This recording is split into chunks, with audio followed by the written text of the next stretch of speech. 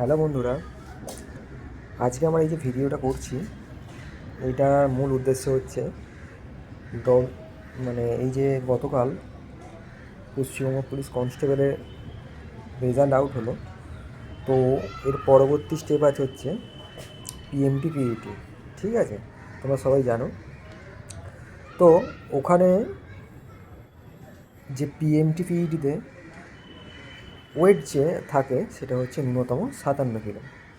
তো এখানে শতকরা 1 থেকে 2% ছেলে থেকেই থাকে যাদের ওই ওয়েটটাও থাকে না। ইভেন আমারও ছিল না। ঠিক আছে, তো আমি সেই প্রসেসটাকে কীভাবে ক্লিয়ার করেছিলাম, আর এই বিষয়ে আমি দুটো ধাপে আমি বলবো যে একটা ওয়েট গেইন কীভাবে করা যায়, বা আমি কীভাবে 1 কিলো মতো বাড়িয়েছিলাম, আর যেদিন তোমার মাঠের এক্সাম হবে তো সেই দিনে তুমি কীভাবে গেইন করবে। দুটো আলাদা প্রসেস। আর প্রথম প্রসেসটা হচ্ছে তোমার কীভাবে ওয়েট গেইন আমি করেছিলাম। আমি করতাম হচ্ছে, যেহেতু আমি একটা গরিব ঘরের ছেলে, আর স্বাভাবিকভাবে যারা পুলিশ কনস্টেবল আসে তারা গরিব ঘর থেকেই আসে, তাদের পক্ষে হয়তো অতটা কিছু ভালো মন্দ খাওয়াটা হয়ে ওঠে না। তো আমি করতাম হচ্ছে মাঠ থেকে গিয়েই মাকে বলতাম যে একটুখানি চাল ডাল একটু হলুদ দিয়ে সেদ্ধ করে, জাস্ট ওই চাল আর মুসুর ডাল আর একটু হলুদ দিয়ে নুন দিয়ে সেদ্ধ করে ও থেকে যে প্রোটিনটা, আর একটা কাঁঠালি কলা, আর মাঝে মধ্যে একটু করে ডিম খেতাম। এইটাতে আমার ওয়েট 1 কিলো মতো বেড়েছিল। কিন্তু সেটা একটা সময় সাপেক্ষ, মোটামুটি 20 দিন মতো। ঠিক আছে, 20 দিনের মতো 1 কিলো মতো বেড়েছিল। কিন্তু যেহেতু তোমার এই প্রসেসটা তুমি করতে পারবে না, কারণ তোমার হচ্ছে 8 তারিখে তোমাদের মাঠের ডেট দিয়েছে, তো হাতে খুব সময় তো কম, তো এই প্রসেসটা করাটা সম্ভব নয়।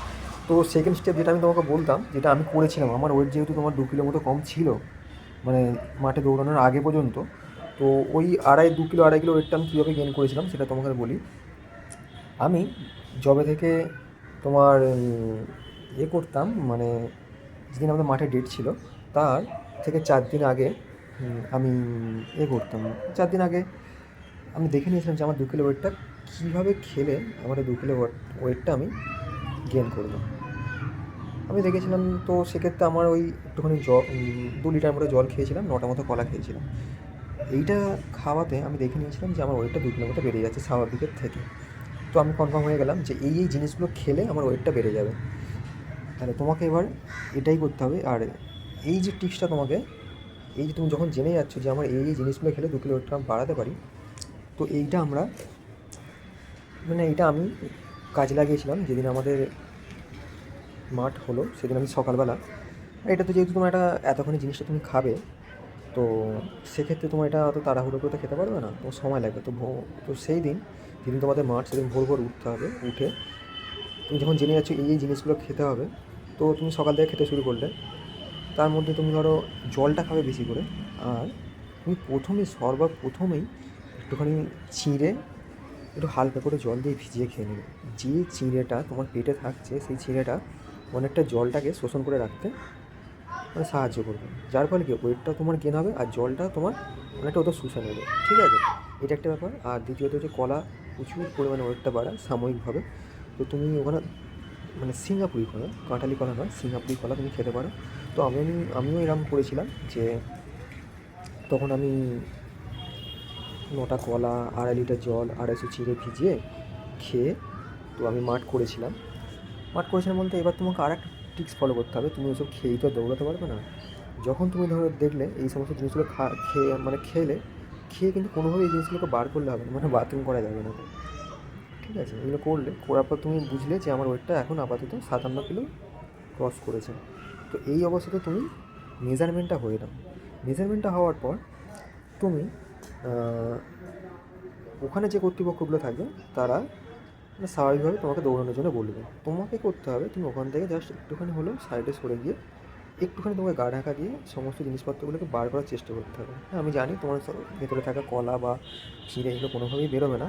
তুমি যদি বমি করতে না পারো, জলটা তুমি বার করতে পারো বাথরুমের মাধ্যমে। কিন্তু তোমাকে আবারও বলছি, তুমি হয়তো চাইলে বমি করে বার করে দিতেই পারো, কিন্তু এই ভুলটাও করবে না, কারণ বমি করে তুমি যদি বার করো তোমার শরীরে যে ইমিউনিটি পাওয়ারটা কমে যাচ্ছে, তুমি তার জন্য দৌড়াতে কোনোভাবেই পারবে না। তো তুমি যাই হোক, তুমি বাথরুমটা করে তুমি জলটা বার করে অন্তত একটু কষ্ট হবে, আমি জানি এটা কষ্টসাধ্য ব্যাপার, প্রচুরই কষ্ট। তো এই কষ্টটা করে তোমাকে মাঠটা দৌড়াতে হবে, কিছু করার নেই, যেহেতু তোমার ওয়েট কম, স্বাভাবিক সবার থেকে তুমি আলাদা, তোমাকে আলাদাভাবেই করতে হবে। আর আমি জানি এটা অনেক কষ্টসাধ্য। আর এই টিপসটা ফলো করলে তুমি পারবে, ইভেন আমি পেরেছি। আর আমিও 2022 সালে এই চাকরিতে জয়েন করেছি, এই 2.5 কিলো ওয়েট কম থাকা সত্ত্বেও। তো হয়তো এটাই তোমার শেষ সুযোগ ভেবে নিয়ে নাও, দৌড়ে নাও। আর যেহেতু তোমার সময়টা খুবই অল্প, তো সেহেতু তুমি এবার মানে দিনে 2বার করে প্র্যাকটিস করো, টাইমিং করো, টাইমিংটা হচ্ছে মেন, কারণ যেহেতু তোমার সময়টা অল্প। ভালো থেকো, আমি জানি তোমরা সবাই খুব ভালোভাবে মাঠ করবে, প্র্যাকটিস করো। বেস্ট অফ লাক, ভালো থেকো, থ্যাংক ইউ।